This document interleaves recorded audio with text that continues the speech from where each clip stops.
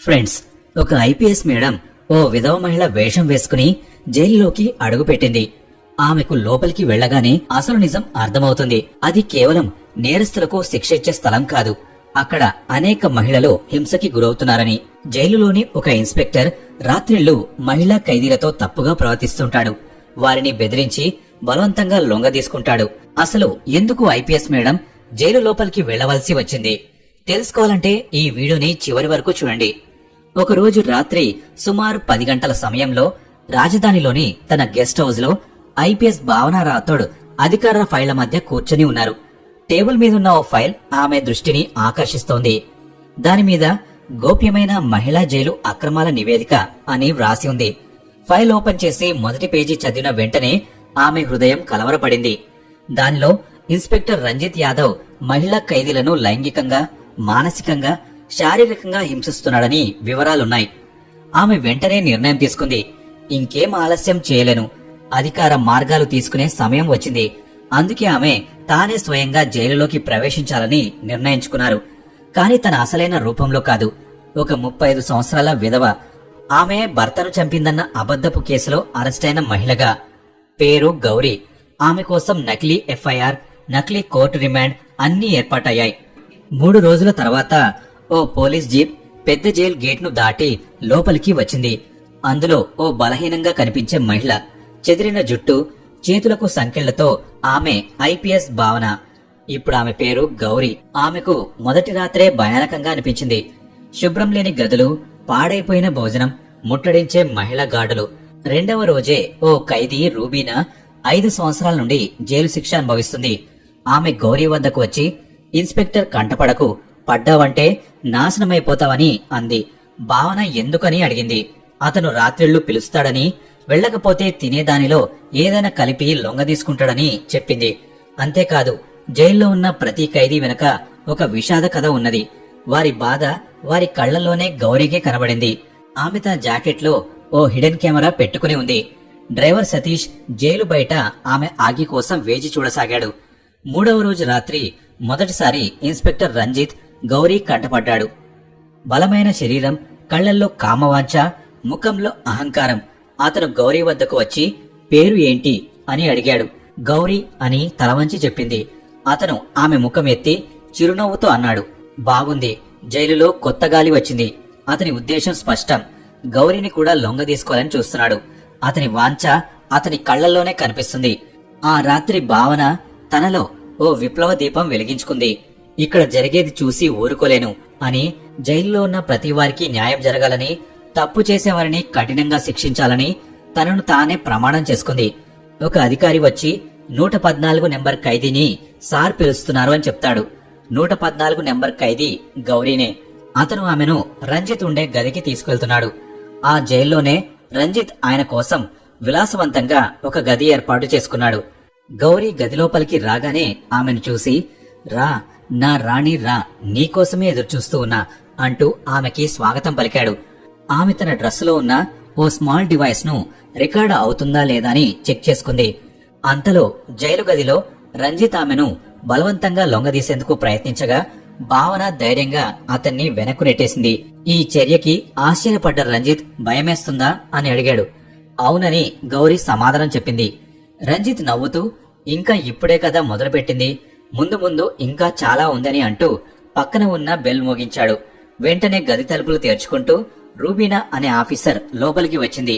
రంజిత్ గౌరీని ఒక బ్యారెక్ లో ఉంచమని, తన కనుసన్నెలలోనే ఉంచాలని ఆదేశించాడు. రూబీనా ఆమెను స్పెషల్ బ్యారెక్ లోకి తీసుకువెళ్లింది. ఆ గది చాలా శుభ్రంగా, నీట్ గా ఉంది. రూబీనా గౌరీతో, సార్ ఏ సమయంలోనైనా వస్తారు, భయపడవద్దని, సిద్ధంగా ఉండమని చెప్పింది. గౌరీ కళ్లల్లో కోపం, ఉక్రోషం ఉన్నప్పటికీ వణుకుతున్న గొంతుతో రూబీనాకి సరే అని చెప్పింది. జైలులో రంజిత్ యొక్క అక్రమాలు అన్నీ గౌరీ చూసింది. కొంతమందితో తీయగా, కొంతమందితో భయపడుతూ, మరికొంతమందిని అతని బలంతో లొంగదీసుకుంటాడు రంజిత్. భావన కూడా వారికి తగ్గట్టుగానే అన్ని సిచ్యువేషన్ ని ఫేస్ చేస్తూ సిచ్యువేషన్ కి తగ్గట్టు నటించసాగింది. ఆమె అంతిమ లక్ష్యం మహిళలకు విముక్తి కలిగించడమే. జైలు బయట సతీష్ రోజుకొక లాయర్తో జైలు బయట భావన ఆజ్ఞ కోసం వేచి ఉండేవాడు. ఆమె పంపిన ప్రతి ఫుటేజ్ ని సేవ్ చేసుకుంటూ మీడియా ప్రతినిధులతో సంప్రదిస్తూ ఉన్నాడు. ఇంతలో ఆ రాత్రి రానే వచ్చింది. రంజిత్ స్పష్టంగా హెచ్చరించాడు, ఈ రాత్రి నీ పరీక్ష. నాకు లొంగేవో సరే సరే, లేదంటే నీ జీవితం నేనే నాశనం చేస్తాను అని అన్నాడు. జైలు గది అందంగా ముస్తాబైంది. రంజిత్ గౌరీ కోసం ఎదురు చూడసాగాడు. ఇంతలో గది తలుపులు తెరుచుకున్నాయి. కాని ఈసారి గౌరీ ఒక్కతే రాలేదు. ఆమెతో పాటు సీక్రెట్ కెమెరా మరియు మైక్ కూడా వచ్చాయి. లోపలికి వస్తూనే భావన కారులో ఉన్న సతీష్ కి సమాధానమిచ్చింది. సతీష్ లోపలికి రావడానికి సన్నద్ధమవుతున్నాడు. రంజిత్ దగ్గరకు వస్తూ ఈ రోజు ఏం స్టోరీలు చెప్పడానికి వీలు లేదని అన్నాడు. గౌరీ, అలాగే సార్, మీ సేవకు నేను తయారుగా ఉన్నాను. కాని ముందు మీరు మొదలు పెడతారా, లేదా నాకు తెలిసిన నిజాలు దేశానికి చెప్పనా అని అన్నది. అతను షాక్ అయి, అంటే ఏంటి దాని అర్థం అని అడిగాడు. నీ ర్యాకెట్ నాకు తెలుసు. నువ్వు రూబీనా, షబ్నం మరియు కొంతమంది మహిళలతో శారీరక సంబంధాలు పెట్టుకోవడమే కాక బయట గుండాలతో చేతులు కలిపి డ్రగ్స్, హత్యలు, అక్రమ సంబంధాలు నీ సారథ్యంలో జరుగుతున్నాయి. ఎవరైనా నోరు తెరిస్తే వారు శవమై బయటికి వెళ్తారు అని అన్నది. రంజిత్ గట్టిగా నవ్వుతూ, అవును నిజమే, కానీ నువ్వు ఏమి చేయగలవు? ఒక విధవ మహిళవి, నువ్వు ఏమీ చేయలేవు, ఎవరితోనూ చెప్పలేవు అని అంటాడు. చెప్పడం కాదు, చూస్తున్నారు. లైవ్ లో నీ ఆకృత్యాలు ప్రజలు చూస్తున్నారని అంటుంది. రంజిత్ షాక్ అయి వెనక్కి వెళ్లేలోపే ఆ గదిలోకి మీడియా అధికారులు మరియు పోలీసులు ప్రవేశించారు. రంజిత్ యాదవ్, మిమ్మల్ని అరెస్ట్ చేస్తున్నాం. రేప్ అటెంప్ట్, మహిళా హింస, అక్రమ కార్యకలాపాలు ఇవన్నీ మీపై ఉన్న అభియోగాలు అని చెప్పారు. అతను పారిపోవడానికి ప్రయత్నించాడు. కాని 4 వైపుల నుండి అధికారులు ముట్టడించారు. జైలు మొత్తం దద్దరిల్లిపోయింది. ఐపీఎస్ భావనగా గౌరీ అతని ముందు నిలబడింది. అంధకారాలు తెరుచుకున్నాయి. ఇన్నాళ్లు జైలు గోడలకే పరిమితమైన మహిళా రహస్య రోదనలు, వాటికి కారణమైన వాడికి తగిన శిక్ష పడబోతోంది. ఫైళ్లలో దాచిన నిజాలు బయటపడ్డాయి. ఇది కేవలం రంజిత్ అరెస్ట్ కాదు, ఇది ఓ వ్యవస్థకి ఎదురుదెబ్బ. భావన కళ్లల్లో గర్వం ఓ మెరుపు కనబడుతుంది. ఆమె ఇప్పుడు దేశమంతటా గౌరవింపబడే ఐపీఎస్ అధికారి. మెల్లగా ఈ విషయం బయటకు పాకింది. విధవరాలి వేషంలో జైలులోకి మహిళా ఐపీఎస్ అధికారి ప్రవేశం అనే హెడ్లైన్స్ లో వచ్చింది. భావన ఐపీఎస్ అనే పేరు టీవీలలో జనం నోళ్లలో పాకిపోయింది. కాని ఇక్కడితో ఈ కథ ముగియలేదు. భావనకి తెలుసు, ఒక సాధారణ జైలు అధికారి ఎవరి అండా లేకుండా జైలులో ఇన్ని ఆకృత్యాలకి పాల్పడడని. రంజిత్ ను జైలుకు పంపిన తర్వాత జైలుని తనిఖీ చేయడం మొదలుపెట్టారు. ప్రతి ఫైల్ను, ఎఫ్ఐఆర్లను అన్నిటినీ సోదా చేయడం మొదలుపెట్టారు. రంజిత్ గదిలో ఓ సీక్రెట్ డైరీని కనుగొన్నారు. అందులో మాస్టర్ అనే వ్యక్తి ఆదేశాల మేరకు రూబీనాని తరలించాము, భావన అనే మహిళను కూడా స్పెషల్ బ్యారక్ కి షిఫ్ట్ చేయాలని అనే నోట్ ఆమె కంటపడింది. మాస్టర్, ఎవరి మాస్టర్ అని ఆలోచన పడింది. అతడే అసలు మెంటర్ అయి ఉంటాడు. రంజిత్ అతడి ఆజ్ఞలపై పనిచేసేవాడు. విచారణలో మాస్టర్ ఎవరో తెలుస్తుంది. భావన కేవలం ఒక అధికారి మాత్రమే కాదు, ఒక మహిళ కూడా. ఆమె మహిళల పట్ల జరిగిన ఆకృత్యాలను అరికట్టడంలో ఎవరినైనా, ఎంతటి వారినైనా విడిచిపెట్టాలని ఆమెకు ఎంతమాత్రం లేదు. తరువాత రోజు జైల్లో సీక్రెట్ గా ఒక మీటింగ్ ఏర్పాటు చేసింది. అక్కడ ఆమెకి తెలిసిన విషయం ఏమిటి అంటే, ఆ మాస్టర్ ఎవరో కాదు, పట్టణానికి 3 సార్లు ఎమ్మెల్యేగా గెలిచిన శక్తివంతమైన రాజకీయ నాయకుడు రాఘవ త్రిపాఠి అని అనుమానం కలిగింది. భావన దగ్గర కేవలం సమాచారం మాత్రమే ఉంది. ఆయనే మాస్టర్ అని రంజిత్ ఆయన కనుసన్నల్లోనే జైల్లో ఈ ఆకృత్యాలు జరుగుతున్నాయని చెప్పడానికి ఆధారం కావాలి. అందుకే భావన తన టీంతో కలిసి ఒక మిషన్ మొదలు పెడుతుంది. ఈసారి ఆమె ఒంటరి కాదు. స్పెషల్ టాస్క్ ఫోర్స్ అధికారులు కూడా ఆమెతో చేతులు కలిపారు. ఇంతలో భావనకి ఒక కాల్ వచ్చింది. అటువైపు మాట్లాడుతున్న మహిళ, మేడం, నా పేరు షబానం. నేను కూడా ఒక బాధితురాలనే. నాకు మాస్టర్ ఎవరో తెలుసు, కానీ నా ప్రాణానికి హాని ఉందని చెప్పింది. ఆమె షబ్నం ఇచ్చిన ఈ సమాచారం మేరకు తర్వాతి రోజు ఏ విధమైన పోలీస్ జీప్ మరియు ఎవరి సాయం లేకుండా భావన ఒక్కరే రాఘవ త్రిపాఠికి చెందిన ఓ ఫామ్ హౌస్ పై దాడికి సన్నాహాలు జరుగుతాయి. రాఘవ త్రిపాఠి అక్కడ ఏదో పెద్ద పార్టీ నిర్వహిస్తున్నాడు. అక్కడున్న పెద్ద పెద్ద తలుపులు, సీసీ కెమెరాలు, సెక్యూరిటీ గార్డులన్నిటిని చూసి భావన ఆశ్చర్యపోతుంది. ఇది ఫామ్ హౌస్ కాదు, అత్యాచారం కోట. రాఘవ్కు ఈ దాడి గురించి సమాచారం వస్తుంది. ఆమెను చంపేయాలని ఆజ్ఞ ఇస్తాడు.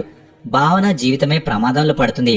కానీ ఆమె స్పష్టంగా నిర్ణయం తీసుకుంది, ఇకపై ఎవరూ గౌరీ అవ్వకూడదు.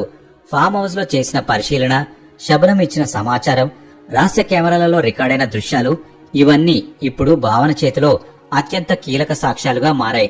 అదే రాత్రి ఆమె పోలీస్ కమిషనర్ కు, మహిళా కమిషన్ కు, స్పెషల్ టాస్క్ ఫోర్స్ అధికారులకు ఒక అత్యవసర సమావేశాన్ని ఏర్పాటు చేయించింది. భావనకి రాఘవ నుండి బెదిరింపులు రావడం కూడా స్టార్ట్ అయ్యాయి. ఒకరోజు భావనకి ఒక డెలివరీ వచ్చింది. అందులో ఒక శారీ మరియు ఒక లెటర్ ఉంది. ఆ లెటర్లో నువ్వే నా మొదటి శత్రువువి, నా దారిలోకి వస్తే అంతం తప్పదు అని రాసి ఉంది. కాని ఆ లెటర్ చదివాక కూడా భావన ముఖంలో ఎటువంటి బెనుకు లేదు. రాఘవ త్రిపాఠి తన ఫామ్ హౌస్ లో ఒక పార్టీ అరేంజ్ చేశాడు. వేరే దేశాల నుండి వచ్చిన కొంతమంది వ్యక్తులకి, జైలు నుండి తీసుకొచ్చిన 4 అమ్మాయిలని వారికి పరిచయం చేస్తున్నాడు. ఇదే సరైన సమయం, ఇక ఆగకూడదని భావన భావించింది. ఎట్టకేలకు రాత్రి 9 గంటలకు ఆ భారీ ఆపరేషన్ కు ముహూర్తం ఖరారు అయింది. కోడ్ నేమ్ ఆపరేషన్ శక్తి. భావన, ఎస్టీఎఫ్ బృందం, మహిళా కమిషన్ సభ్యులు అందరూ సాధారణ పౌరుల్లా ఫామ్ హౌస్ కి బయలుదేరతారు. మార్గ మధ్యలో వారి వాహనాన్ని వేరే ఒక వ్యాన్ గుద్దడంతో యాక్సిడెంట్ జరుగుతుంది. డ్రైవర్ సతీష్ చనిపోతాడు. భావన మాత్రం గాయాలతో బయటపడుతుంది. వ్యాన్ డ్రైవర్ ని ప్రశ్నించగా తనకు ఎలా అయినా సరే భావన వెహికల్ ని ఆపమని ఆదేశం వచ్చిందని చెప్తాడు. గాయాలైనప్పటికీ భావన మాత్రం ఈ మిషన్ నుండి వెళ్లిపోవాలని అనుకోలేదు. ఆమె గాయాలతోనే తన సహచరులకు కాల్ చేయమని ఆపరేషన్ ని కొనసాగిద్దామని చెప్పింది. ఆమె స్ట్రెచ్చర్ పైననే హాస్పిటల్ నుండి బయలుదేరింది. ఆమె ముఖం మొత్తం తెలుపు రంగు బ్యాండేడ్స్ తో నిండిపోయింది. అయినప్పటికీ ఆమె కళ్లల్లో సాధించాలనే తపన తగ్గలేదు. మొత్తానికి ఫామ్ హౌస్ దగ్గరకు వెళ్లారు. ఫామ్ హౌస్ బయట నుంచి నార్మల్ గానే కనిపించినా లోపల మాత్రం అది ఓ రాక్షస వ్యభిచార కేంద్రంగా పనిచేస్తుందని సాక్ష్యాలతో రుజువైంది. లోపల విదేశీ వ్యక్తులు మరియు రాఘవను రెడ్ హ్యాండెడ్ గా పట్టుకున్నారు. రాఘవ పారిపోవడానికి ప్రయత్నించినప్పటికీ మెయిన్ డోర్ దగ్గర పోలీసులకు దొరికిపోయాడు. ఆ 4 అమ్మాయిలు విముక్తి పొందారు. వారిలో రూబీనా కూడా ఉంది. భావన ఇచ్చిన సంకేతంతో ఎస్టీఎఫ్ లోపలికి దూసుకెళ్లింది. కెమెరాలు ఆన్ అయ్యాయి. ప్రతి మూమెంట్ ను లైవ్ స్ట్రీమ్ చేస్తున్నారు. డ్రగ్ ప్యాకెట్లు, మూలంగా బంధింపబడ్డ మహిళలు, శబ్దం చూపించిన రహస్య గదులు అన్నీ బయటపడ్డాయి. రాఘవ త్రిపాఠి షాక్ లోకి వెళ్లిపోయాడు. ఆ వెంటనే రాఘవను అరెస్టు చేశారు. ఆ వీడియో దేశవ్యాప్తంగా వైరల్ అయింది. ఐపీఎస్ భావన చౌహాన్ చైతన్యం, లెజెండరీ స్టింగ్ ఆపరేషన్ అంటూ న్యూస్ ఛానల్స్ గర్జించాయి. శబ్నం, రుబీనా వంటి బాధిత మహిళలు కోర్టులో తమ వాంగ్మూలాలు ఇచ్చారు. కేవలం ఒక జైలు, ఒక సిస్టమ్ మొత్తం భావన ధ్వంసం చేసింది. ఇది ఒక ఆమె శక్తి, ఒక ఐపీఎస్ అధికారిని ధైర్యం మరియు ప్రతి నిస్సహాయంగా తలదించుకున్న మహిళల పక్షాన నిలిచిన ఒక మహిళా యోధురాలి గాథ. ఇంతటి పెద్ద నెట్లను ఛేదించిన ఈ స్టింగ్ ఆపరేషన్ తర్వాత భావన చౌహాన్ ఒక మాట చెప్పింది. ఇదే నా బాధ్యత, కాని ఇది ముగింపు కాదు, ఇది మొదలు. మీ సమాజంలో ఎక్కడైనా శోషణ, అక్రమాలు, అత్యాచారాలు కనిపిస్తే నిశ్శబ్దంగా ఉండకండి. మీ నిశ్శబ్దమే వాళ్ళకి శక్తి. ధైర్యంగా నిలబడండి. చివరిగా లైక్ చేయండి, షేర్ చేయండి, మా ఛానల్ను సబ్స్క్రైబ్ చేయండి. ఇలాంటి మరిన్ని స్పష్టమైన నిజాల కోసం మీ మద్దతే మాకు శక్తి. ధన్యవాదాలు.